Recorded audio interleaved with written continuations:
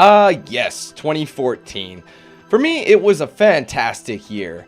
But for gaming, I can't really say the same.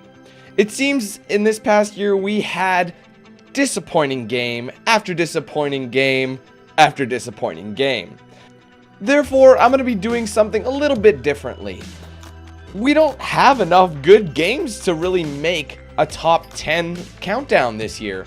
I mean, sure, we did have some really good games, but none to really write home about. You know, they had things that just didn't really stand out. They felt stale, you know, kind of the same as its predecessor, or just kind of general. Despite having a good time with it, I just don't feel like these games really deserved a top 10 spot, and I'm sure a lot of people agree with me. With that being said, let me introduce you guys to DanQ8000's top 5 best games of 2014. Now, I'd like everybody to make a note that this is based on my opinions and the games that I had actually played this year. Also, the game had to have come out in 2014 for it to count for best games of 2014. Just keep that in mind. So I hope you guys enjoy. Don't forget to hit that like button if you enjoy it. Let me know in the comments what your picks of best games are, or whatever else you have on your mind. But without further ado, let's get right into the countdown.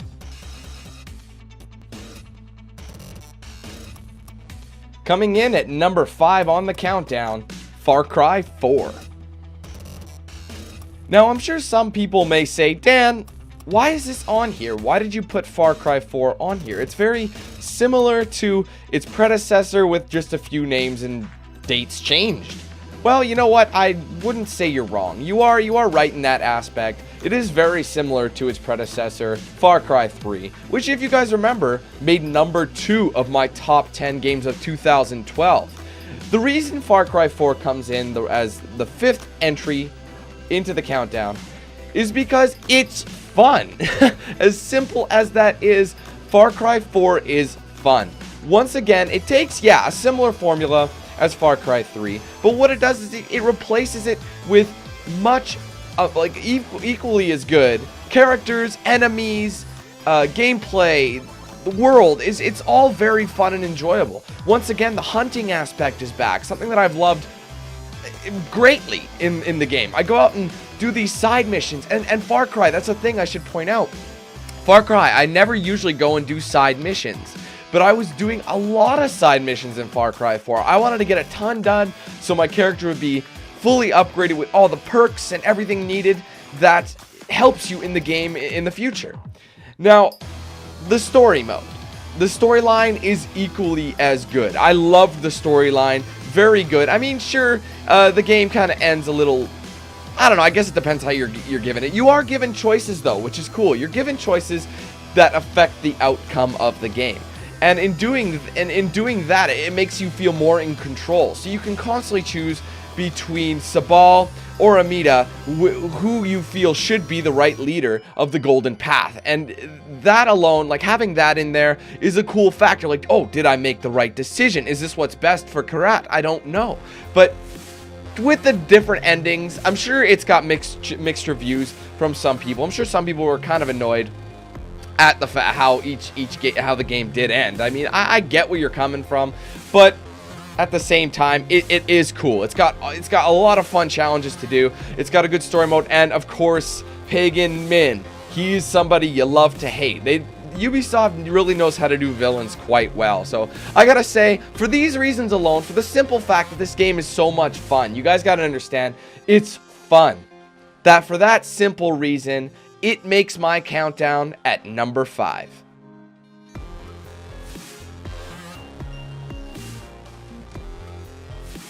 Coming in at number 4 on the countdown, Watch Dogs. Alright, I know I'm going to hear something for this one. Why is Watch Dogs on this list? I mean, let's be honest, it was probably the most hyped game of both 2013 and 2014. There was so much talk about how great it looks. It won many awards at E3. It was set up to do amazing things. Now, I want to mention, yes, this game was indeed overhyped. I'm not going to doubt that for a second. However, It was also a hell of a lot of fun. It had lots to do. The fact that you had the entire city at your fingertips through your cell phone is huge. You could control what goes down, what comes up, what stops you, what progresses you. Basically, your entire environment is your weapon. Your phone is your weapon. You don't necessarily need your gun. And the whole fact that I would look for ways to use my phone rather than any sort of weapon would make it way more challenging and give me way more, like I said, you don't need to be a complete badass with a weapon to be a vigilante, to do the right thing, to stop criminals. It was just so much fun controlling it. Now, Watch Dogs as well also had a really good storyline.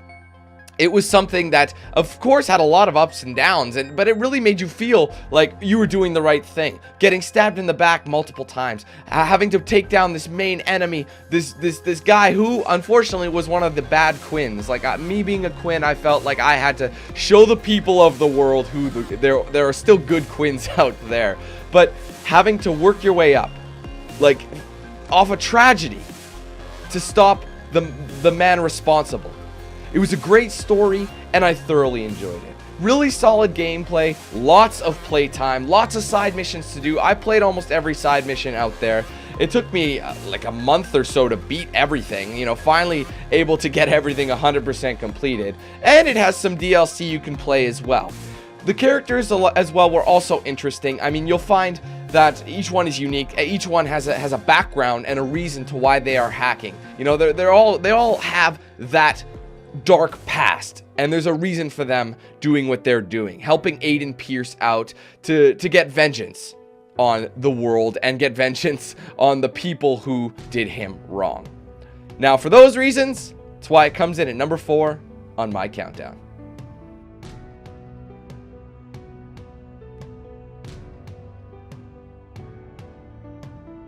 Coming in at number 3 on the countdown, Forza Horizon 2. Now, I'm sure my longtime subscribers will know I am a huge petrol head. I love cars. I love almost everything about them. I love looking at them. I love learning about them. I love how they work. It's just everything about cars and vehicles to me is just so awesome. And whenever I see a car that I just really love, I just feel good about it. You know, being able to drive, even just the whole experience of driving, is something that I just love to do. Now, Forza, I've been kind of a mixed relationship with in the past. Forza 5 made it on my countdown last year in 2013, and this game, surprisingly, is making it on my countdown rather high up as well.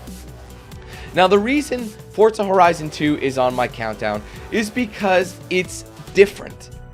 It's different from the main Forza Motorsport franchise. Yes, I do love Forza Motorsport 5. It was very realistic. It was very cool. It made you feel real in touch with the cars. But Forza Horizon 2 was more open world. It felt a little more arcadic, but at the same time with the realism that Forza brings.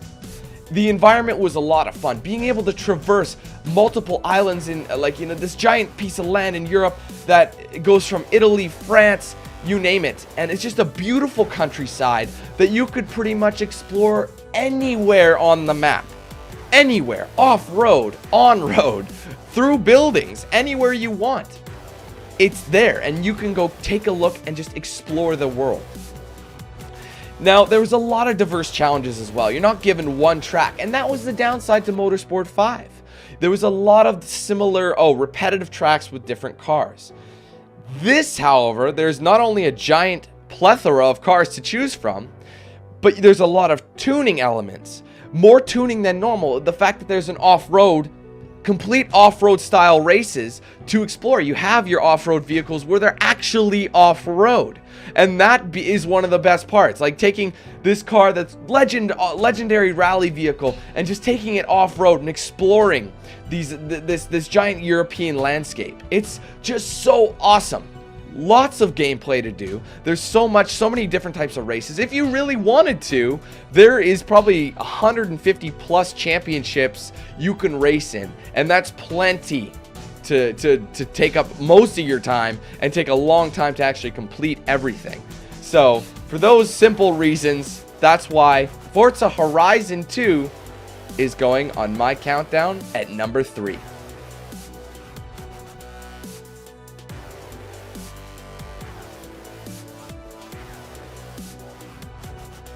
Coming in at the runner-up number 2 on the countdown, Alien Isolation. Now, I'm sure a lot of us are still feeling the sting from Aliens Colonial Marines a couple years ago. I mean, that game was just god-awful. And you know what? We haven't had a proper Alien title in a long time. That game was kind of the game to bring back the fear of Alien, because it's kind of, it's a very old franchise now, but there are dedicated fans like myself who were willing to give it a shot. Disappointment ensued.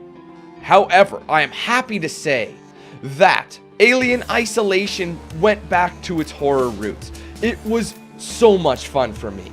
Instead of just being a stupid, washed-up first-person shooter, it was a true horror stealth game that required a lot of patience and a lot of realism in your movements and actions. You could not be too loud or the alien would hear you. And the cool thing was, the alien was so unpredictable. So many games, as you play, you figure out the enemy's pattern and you know how to deal with them.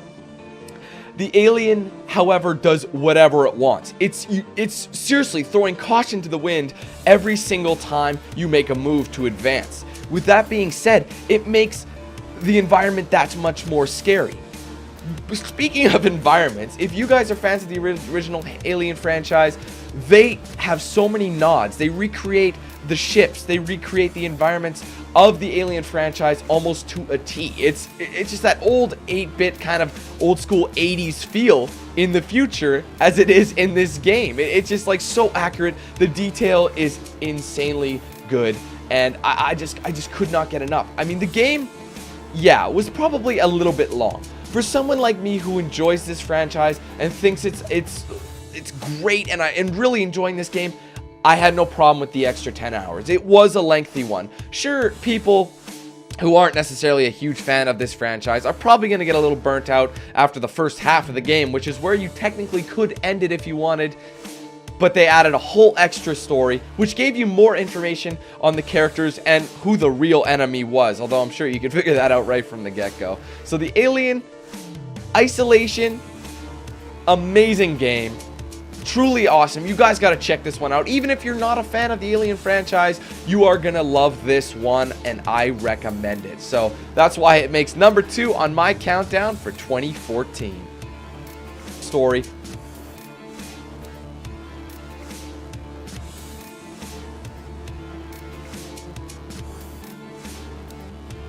And the winner, number 1, the best game of 2014, South Park: The Stick of Truth. Okay, let's just step back for a second. South Park: The Stick of Truth. It sounded like a silly TV show tie-in game that people weren't 100% sure on. I mean, that's usually how these things go. Whenever there's a movie or TV show turned into a video game, it usually doesn't do very well. In fact, it does horrendously, and they just use it as a cash-in to those who enjoyed that film or TV show. Well, I'm happy to say that South Park: The Stick of Truth is the best game in this year.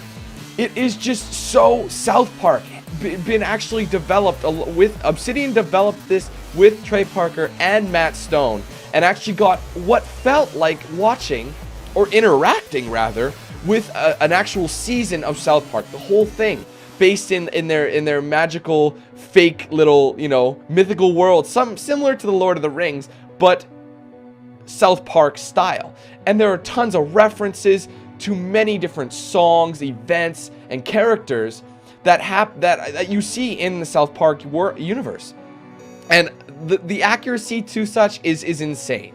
Now, the cool thing about this game is you do not have to be an RPG fan to really enjoy the game. I mean, you just don't. It's just so funny just to go around and see this. If you're a South Park fan, without a doubt, you've got to pick this game out. It does not matter what kind of game it is, because you're going to have a lot of fun with it. There's quite a bit of content, not too much to overstay as welcome, mind you. You could probably finish all the side missions like I did in about 10 to 12 hours, I'd say. So every single mission, minus the collectibles, in about 12 hours. If you really wanted to do all the collectibles, probably take a little bit longer. But you're getting so much replay value out of this game. You'll have a blast from start to finish. The story is hilarious. You'll be laughing. There's a moment of this game that I'm sure you guys know very well that I probably shouldn't show, but is probably one of the funniest moments ever to be put in any video game, and only the guys behind the South Park can actually pull that off and pull it off well. So number 1, 2014 game of the year in my opinion, South Park and the Stick of Truth.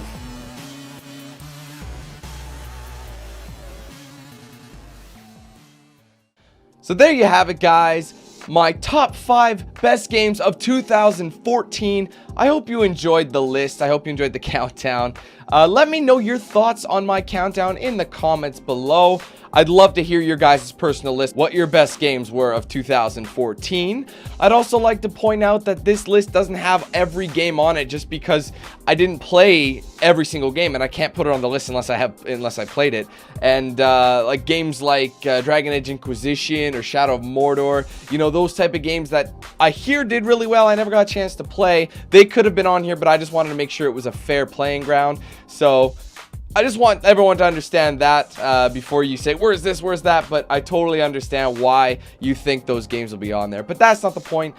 I want to thank you guys for watching. If you guys want to check out my top 10 fan-voted moments of 2014, go ahead and click right there, and that'll take you to the video. And those were 100% fan-voted by you guys. So yeah, you'll have to check that out. It's going to be awesome. But this list, hope you enjoyed it. Too bad we didn't have as many good games as we did the last couple years. This has never happened before. The first time I had to do a top 5, but you get the idea, ladies and gentlemen. I hope you understand. Thanks again for watching. Don't forget to hit that like button, favorite the video, share it as well. Subscribe if you're not already. Also, I have a Facebook, Twitter, Instagram, Twitch, all those links in the description if you want to follow me there.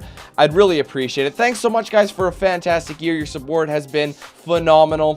Thank you so much from the bottom of my heart. I really appreciate it. So hope you guys have a fantastic day. Take it easy. Have a good one. And we'll see you guys soon. More gameplay in 2015.